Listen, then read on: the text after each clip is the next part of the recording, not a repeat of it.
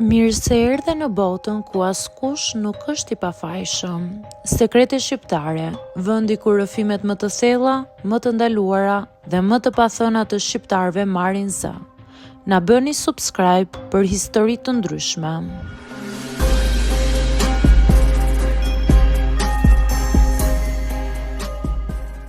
Bleva te Gabi një xhup për 1000 lek dhe në xhepin e tij gjeta Flori. Te Gabi nuk shkon për stil, shkon nga halli. Atë mëngjes dola nga shtëpia me idenë se më duhej patjetër një xhup. Imi ishte grisur në mëngë dhe era më hynte deri në palc. Nuk kisha shumë para. Me zor kisha 3000 lekë të vjetra në portofol dhe ato i ruaja për bukë dhe qumësht.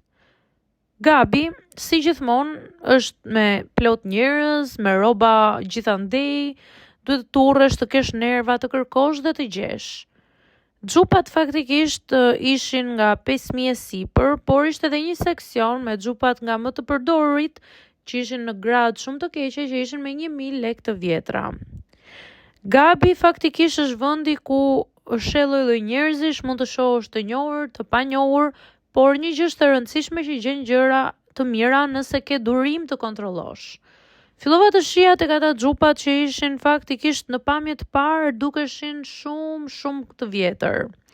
Ishin disa shumë të hollë, disa më të mëdhenj, disa kishin njolla që nuk iknin më kurrë. Derisa preka një xhup të zi pak të rënd me astar të trash. Ishte i vjetër, por jo i shpërdoruar. Dukej sikur kishte qenë i dikujt që e kishte mbajt me kujdes. E vesha, e provova aty, më rinte mirë, sikur të ishte bërë për mua. Sa është ky, e pyeta? 1000 lekë të vjetra. Nuk bëra pazar normal, se ç'a do bëj pazar për 1000 lekë, i dhash parat, mora xhupin dhe dola. As një mendim dytësor, thjesht e mora xhupin dhe thash, okay, hajde, edhe po se përdora, s'ka problem, 1000 lekë është. Jashtë ishte shumë ftohtë. E vesha faktikisht xhupin në moment se s'kisha tjetër, edhe pse ishte i palar.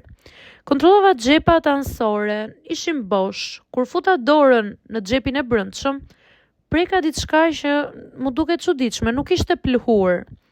U ndala në vend, ncora dorën ngadalë, një qese vogël nailoni e zverdhur nga koha dhe e mbështjell.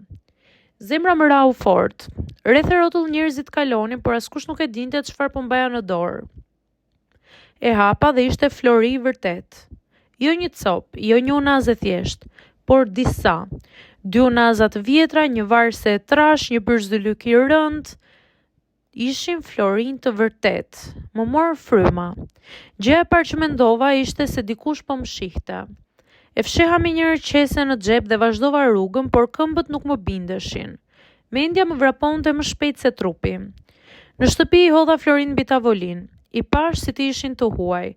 Nuk ndihesha e gëzuar, ndihesha e friksuar. Floriri nuk është kur thjesht Flori, është histori, është jetë, është dikush që e ka humbur. Gjithë natën nuk fjeta.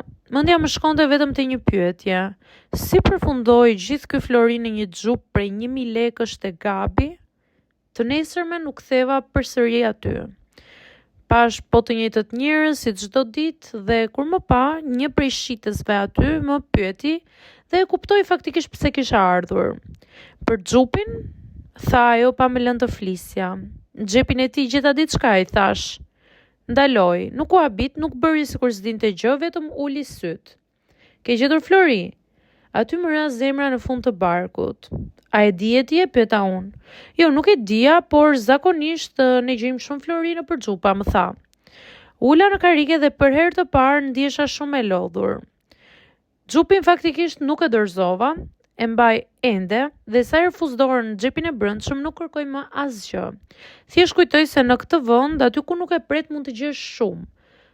Në rrobat e vjetra, aty ku njerëzit bëjnë paragjykime, aty ku tallen, ku shajnë, me nota ironie, mund të gjesh diçka kaq të madhe sa një qese plot me Florin.